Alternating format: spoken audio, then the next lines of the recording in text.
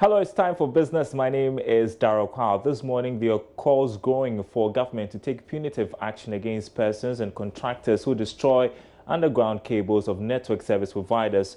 According to the managing director of internet services provider Africa Online, the issue of fiber cutting is causing huge revenue losses to service providers. He was speaking at the launch of the company's new broadband service, Gala Broadband. Construction works by developers, farming and activity by utility providers often lead to the digging up and destruction of fiber cables buried underground. According to information by the Telecoms Chamber, there were more than 2,200 fiber cuts across the country in 2018, costing telecom operators more than $3 million to fix and several hours in downtime for subscribers. Touching on the issue, Managing Director for Africa Online, Foster Plender, said it's about time people were held accountable for the damages. You get your wayleaf permission that you're going to be digging this road. Then you need to inform all of the utilities, the power authority, the water, the telecoms authorities. You need to inform them that there's going to be works taking place in these areas. They then can decide whether they need to maybe divert their existing infrastructure or whether they need to protect it in some way. And if there is a damage, there needs to be accountability towards the contractor, that the contractor gets charged for that damage. At the moment, there isn't. They'll do a damage, the operator will come along and they'll repair the cable, and generally speaking, the contractor will walk away free.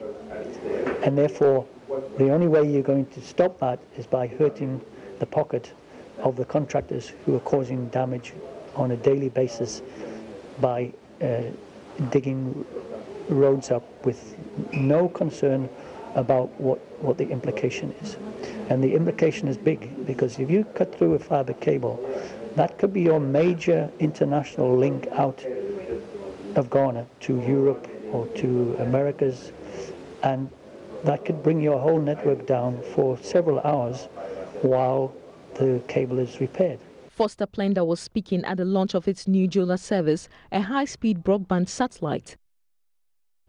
Now, Ghana Gas says the tie-in of its gas pipeline from the western part of the country to link up with the Volta River Authority's plan for power generation is over 90% complete. The move has enabled Ghana Gas to supply about 110 million standard cubic feet of gas daily to the Volta River Authority to generate 600 megawatts of electricity. Head of Communications at Ghana Gas, Ns Osubempa, has been speaking to journalists in Takoradi. The 12-day major work shutdown that was planned by Ghana Gas is almost completed. 98% or 95% of the job is completed. And at the moment, Ghana Gas is doing about 110 million cubic feet of gas from here to the Abuaze enclave, which is going to give us electricity of about 600 megawatts. And as you can see on this side, this is the transmitter that is also going to do the tie-in that is going to transfer gas from here to West African Gas Pipeline to the Eastern Enclave.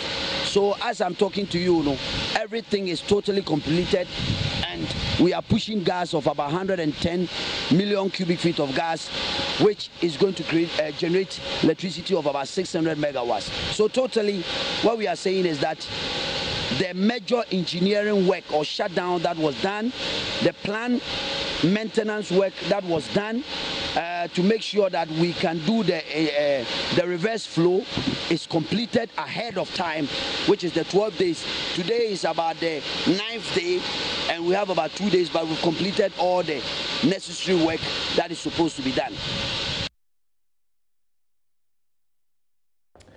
The Ghana Revenue Authority is urging Ghanaians to see the payment of taxes as a call to duty and honor them always. According to the GRA, people's dissatisfaction with the lack of social amenities in the country should push them to pay more taxes so government can undertake projects to develop the country. Richard Kojunyako has more. It is common knowledge that those of us in the central region are demanding our fair share of development, i.e. good roads, clean water and sanitation, 24/7 power supply, improved hospital facilities, payment of NHIS arrears, improved security in the country, among others, because we have the right to these amenities. The central region, unfortunately, has almost become the backwards of Ghana in terms of development. Unfortunately, development rights on the taxes citizens voluntarily pay to GRA or government. Assistant Commissioner of the Ghana Revenue Authority in charge of the Central Region, George Amankwa Boateng, urging the public to honor their statutory duty of paying taxes. According to him, the GRA has made it a point to provide quality and professional services across all of its services and frontier posts to their customers, and their workers should brace themselves for the task to rake in more revenue. The whole of the month of April has been designated as the Client Service Month. This means that going forward, GRA will observe the month of April as the Client Service Month. It will be dubbed as the Yellow Month and will coincide with the filing of annual tax returns. And we would therefore expect an influx of clients or taxpayers visiting our offices. It is expected that all our offices will embrace a positive culture, a positive corporate culture, which will impact on GRA's image positively. And that's all in business for now. Back to you, Bernice. Thank you, Daryl. And we will review last night's UEFA's Champions League action and look forward to that big one between Manchester United and Barcelona tonight. Do stay.